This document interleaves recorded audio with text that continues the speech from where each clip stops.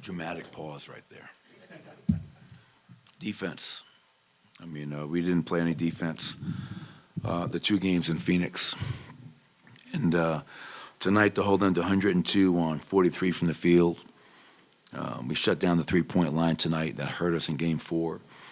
And because we defended, and because we rebounded, we got 31 fast break points. And that's who we are. And when we're not running and we're not defending, we're going nowhere. And that's what we have to do game 6 in a couple of nights if we're going to try to close this series out. The defense has to be great. The rebounding has to be on point, and then get out and run and attack before they can get set. Coach, Book and KD still had nice nights, but not as big as they were in Phoenix. What specifically did y'all do differently, if anything? We took the challenge. I felt, KCP was the defensive player of the game, and I just felt he set the tone early on tonight. Booker's a hell of a player. He has respect for everybody in that locker room. But when you're playing against a great player, you got to get under their skin. You got to get into them. You got to make them feel you. And I felt Bruce, KCP, all of our guys did a really good job tonight of just trying to get back to playing like we played in games 1 and 2. And we haven't lost at home yet. And the defense tonight, like it was in game 1 and 2, was outstanding. And that's why we're able to retake control of this series. There's a lot of Jamal too. It seemed like he really sort of turned his night around from halftime on. Obviously really good in the third quarter and in that sort of put-away stretch. Last 2 games, Jamal's got 13 assists, 2 turnovers. So I think when everybody in this room and most of our fans think of Jamal, they think of him as a scorer. And he can score. He can score with the best of them. But sometimes the game dictates that you may need to be a playmaker. You may need to find the open man and make somebody else better. And I think he's done a really good job of that these last 2 games. But it's really hard to keep him down. I mean, 19 points, 5 rebounds, 6 assists. Just a really productive night for Jamal Murray. And sorry, go ahead. Sure. Yeah, I'll finish Booker later. up full court. I apologize. Was picking Booker up full court. I'm just curious how that decision came to be and if you felt like it had an impact tonight. Yeah, we, when we have our film sessions, this is not 1980s, like Bob Knight, Indiana, like where it's just like I'm telling our players. It's interactive. It's players taking ownership. What do you see? What can we do better? This is what I see. You're out there. I learned a long time ago from my father. You got to learn from the players as well. They're the ones on the court. They're the ones that feel it. And one of the things that came up in our film session is we're letting Devin Booker just walk the ball up every time, play double drag, get to a spot, and beat us. So, let's be, an irritant. Let's be a team or a player that can just try to make him have to work that much harder by picking him up in the backcourt, by turning him, by frustrating him, maybe.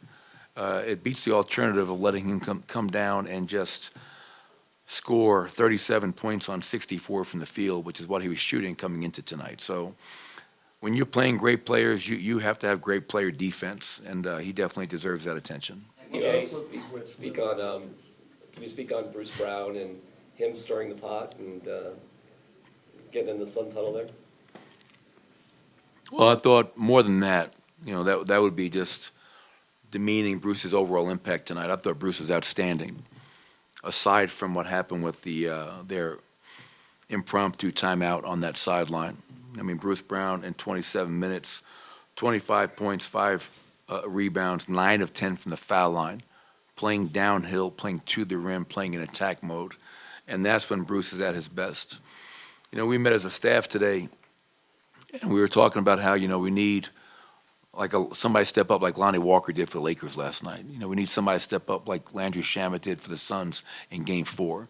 And Michael Porter got us going tonight. I thought Michael Porter's first quarter was a huge boost to our team and got us off to a great start.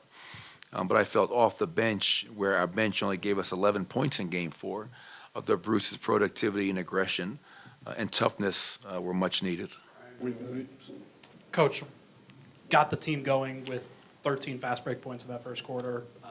Such an important thing at home, taking advantage of the altitude. How much do you think the pace of the game this time around really benefited you guys? Well, once again, it benefited us because we got stops. We weren't able to generate that pace of play, that transition attack in Phoenix, because we just felt like we were taking the ball out of the net every damn time. And so when you can hold a team to 43 from the field and 33 from the three-point line, there's a lot of misses to be had. And now you can get out and attack and run. But we talked about it when the regular season ended. We talked about it going into Minnesota and into Phoenix, how we are a running team. And when we defend, rebound, and run, that's when we are at our best. And to do it in front of a great crowd, just allows us to kind of turn our team and this arena up a couple of notches. And it was really fun to be in that arena tonight with the home court advantage that we have. Mike, you mentioned, before kind of early on in your career here that you're talking about the crowd. You're looking up before games and kind of wondering where some people are. And now you guys are 6-0 at home, and you mentioned what this crowd does. You guys have an average margin of victory of 14 points in these home games. What is your reflection of just how far along that's come with this arena and what the crowd is like here? Well, I remember after my first season here, I met with some of the business folks talking about how we can get more people in the building. And, as much as you'd love for people to show up before you win, they were saying, Coach, the people that live in Denver, most of them are not native to this area. It's a transient city, people from all over. So you got to earn their fandom, and you got to build a winner. And, I go back to year 1, year 2, year 3, and then year 4 when we finally broke through, and game 1 against the Spurs. And I get goosebumps every time I think about it because this place was unbelievable. And since that point in time, man, it's only gotten better. So a huge shout out to our fans because I think they've appreciated the product, the winning, the style of play, who our players are, how we play, an unselfish brand of basketball. And nobody's won more games in the West in the last 5 seasons than us. And the fans have a lot to do with that. So we appreciate that. And we need even more moving forward. Michael, Nikola passed Will Chamberlain tonight for most triple-doubles by a Again? center. Yeah, in playoffs. He's making a habit of this. Must be stat padding. 53 points or a triple-double, just how the various ways, the variety of ways he can carve up a defense tonight seemed like you got it in a different way. Well, what you love about Nikola is, I learned back at St. Agnes CYO, the defense tells you what to do. And Nikola never forces anything. I mean, he's a guy that literally will just read the game and take what the game offers. And, in this series, everyone's talking about Devin Booker, rightfully so.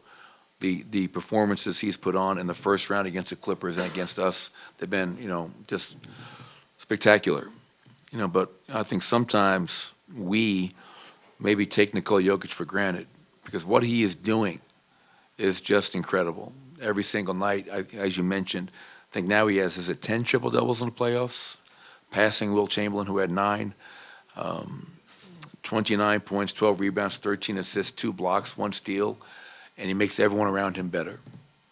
Never gets rattled, cool hand Luke, and, we're just so thankful that, he's a Denver Nugget and have the relationship in the 8 years together that I have with him.